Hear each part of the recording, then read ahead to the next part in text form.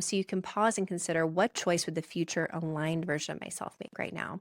And remember, you can also do this for a business as well.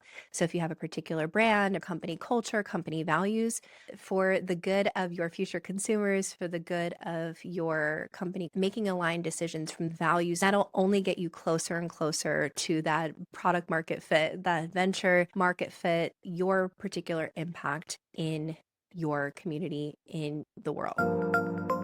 Welcome to Everyday Innovation, your go-to podcast for enhancing your creative and entrepreneurial process.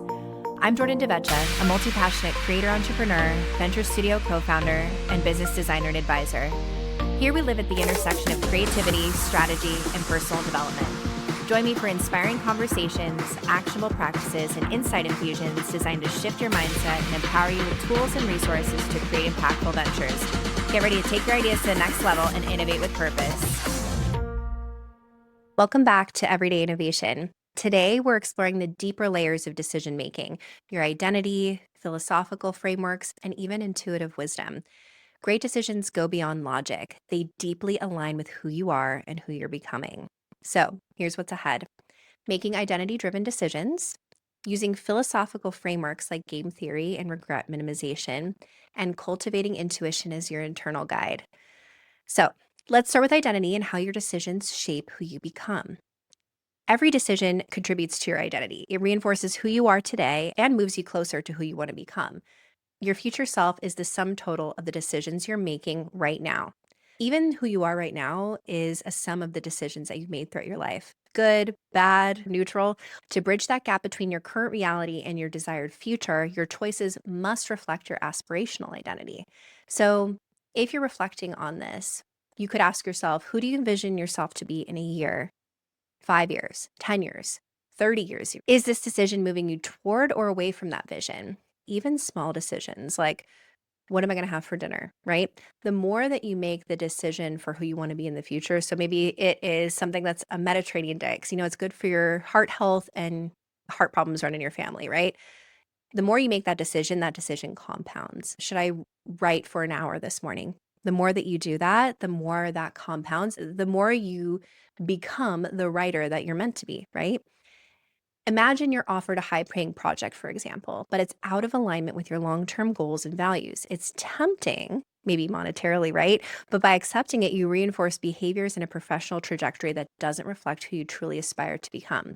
This is especially important when maybe you're pivoting or you've gone through maybe a bit of an identity shift, and there are opportunities that maybe would have aligned in the past, or clients that may have aligned with your brand in the past that maybe don't anymore. You have to start to make some of these difficult decisions and saying, yes, it might be a good opportunity right now, but is it something that's getting me on the path to the future me or the future creative opportunities that I can get, right? So you can pause and consider, what choice would the future aligned version of myself make right now? And remember, you can also do this for a business as well. So if you have a particular brand, a company culture, company values, for the good of your future consumers, for the good of your company, making aligned decisions from the values of your company, that'll only get you closer and closer to that product market fit, that venture market fit, your particular impact in your community, in the world, right? So, an action step here could be clearly identify three core values. So, examples could be authenticity, creativity, leadership, and then consistently use them as decision filters. So, if you are making a decision, is this something that is going to push you creatively? Is this something where you can show up authentically? Is this something that's going to position you for leadership? Understanding how your identity shapes your decisions is foundational. So, next, let's explore some philosophical frameworks that can help manage uncertainty. Philosophy can provide powerful tools and perspective to manage that uncertainty and bring clarity to decisions. So, one of my favorite books that I've read recently that has been so influential in how I make decisions is Thinking in Bets by Annie Duke. So, she is a master poker player. And what she says, and I think really encapsulates the whole book, is that decisions resemble bets more than guaranteed outcomes. Even the most well made decisions can lead to undesirable results, right? A good decision doesn't always equal immediate success. Instead, you want to measure by the quality of your process and the available information you have. We say hindsight's 2020, right? Because we're able to look back on that decision, look at now probably changing information and see what was the result, right? Some decisions, there's just no way it was going to go differently. Or you made the best decision with the information that you had at that time. A 16-year-old is going to make a different decision than a 30-year-old in the same situation. And that's a good thing. That's how we learn. We overvalue the result in the decision process. So a lot of times we're really judgmental or we make a lot of changes to how we make decisions just based on results when really a lot of time we only have a certain percentage chance that it was going to go the way we thought it was going to go anyway, because that's just how life is. We are co-creating with the rest of reality with other humans, right? So imagine, for example, you're launching a really carefully researched product and it unexpectedly fails. A lot of us would automatically indicate that that's a poor decision. Evaluating the quality of decision based on your reasoning and preparation is really more the game changer. So if you're looking at it and you said, you know what, I could have researched this a little bit more, perfect. But if you're judging all of it based on the result, that's not going to lead to better decisions in the future. You're almost better off if you felt really proud in your research process and how you made the decision, it's better to continue with that process and see probably lots of favorable results in the future. And I sometimes like to flip the script to see how that logic might apply in the negative form. So hang with me for a second. This is actually from Thinking in Bets. So let's say you run a red light, right? You run a red light and nothing bad happens. You kind of sped through and you got to where you were going.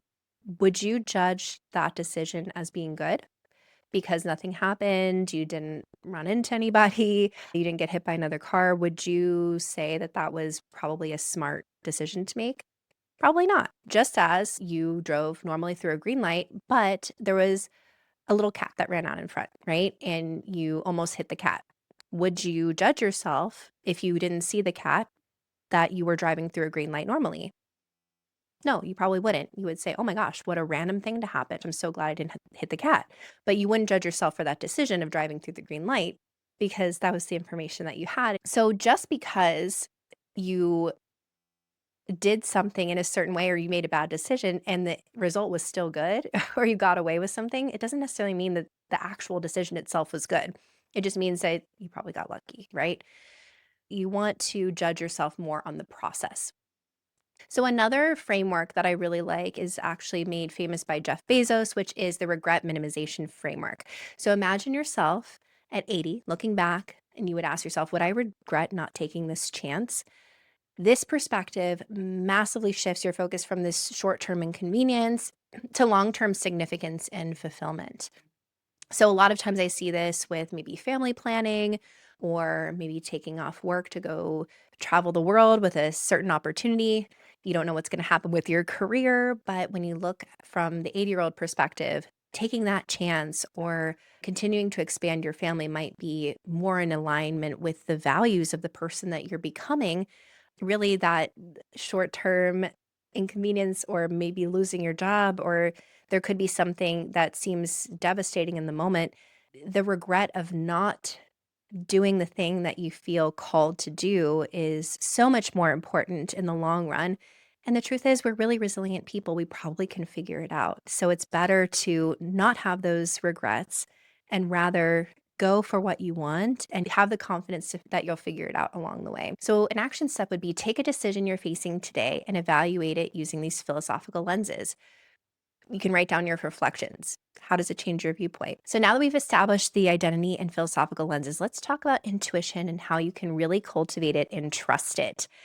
Intuition is your built in guide, and it's informed by subconscious knowledge, past experiences, and even a bit of spirituality as well. It's subtle yet powerful, but it can be consciously developed. So, one thing that comes up a lot, and I see this especially with overthinkers and people who have a propensity to anxiety, they sometimes have an issue differentiating intuition from anxiety. So, this is how I think about it. Anxiety often feels really urgent, rushed, overwhelming, very, very chatty. Genuine intuition tends to feel confident, clear, a little bit more subtle. Sometimes not always, doesn't always feel logical either. There are different types of intuition. There's embodied wisdom, which are like physical sensations, gut feelings, subtle energy shifts, experiential recognition, which is like pattern recognition, subconscious pattern recognition based on accumulated experience, either in relationships or even I tend to use this quite a lot when going between industries where I can find systems and also innovation principles, creative principles that can be applied to different industries that maybe I don't even know that much about, but the pattern ends up being the same and I'm able to apply it. And then energetic or spiritual intuition, which is that deeper sense of knowing, connection, alignment, that feeling of this is something that I have downloaded, put together, and I need to pursue it, even if it doesn't necessarily feel like the most logical choice at this point.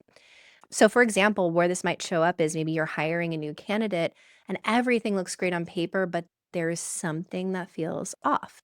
You have this intuitive discomfort that maybe when explored might reveal subtle inconsistencies, hidden misalignments, potentially preventing future frustration. Maybe there have been people that you've been in relationship before that were presenting similar signals and signs, and it was something that you were intuitively picking up on that this person might not be a fit for you or for your company, right? Often you can regularly practice intuition with small decisions like choosing meals or routes home, taking a brief pause, feeling into your choices, and trusting your intuitive response can be really helpful in practicing this to see where it may be correct, where it may not be correct, where you may have listened to anxiety versus where you felt that kind of more clear knowing, and reflect regularly to assess your accuracy and build confidence. And also look to your past too. I'm sure there are examples where you had a gut feeling about something, you didn't listen to it, and it turned out the way that you had felt, and maybe you disregarded at first, or vice versa. You actually um, were able to intuit something, you went through with it, and you were correct. And it was something that you're so happy that you listened to, right? So, combining analytical reasoning with intuitive insights helps you make decisions that truly are in alignment. And it's a special tool that you can cultivate over time that surpasses logic. You can think of it like logic narrows your options, and intuition can help finalize that best choice. So, an action step here could be starting an intuition log, documenting intuitive feelings regarding some daily decisions, and then reflecting on their accuracy regularly. It could be for small, big decisions, whatever you feel comfortable with. And then over time, you're going to start to notice patterns and you're going to build greater trust in that. So, let's recap. Decisions anchored in identity ensure alignment with your future self. Philosophical frameworks provide clarity amidst uncertainty, and cultivated intuition guides subtle and significant choices. Using these three lenses consistently will help you find clarity, alignment, and confidence in your decisions. And in the next episode, we're going to bring all this together practically, building your personalized decision operating system. So until then, make sure to apply these insights and see if there's a significant decision that you're currently facing and how you might combine leveraging identity, who you want to become, philosophy, seeing if regret minimization, or even just looking into your process and feeling into how good is this process when making the decision, and intuition, if they all bring clarity. So, thank you for tuning in. Remember, each conscious decision you make moves you closer to a meaningful and impactful life.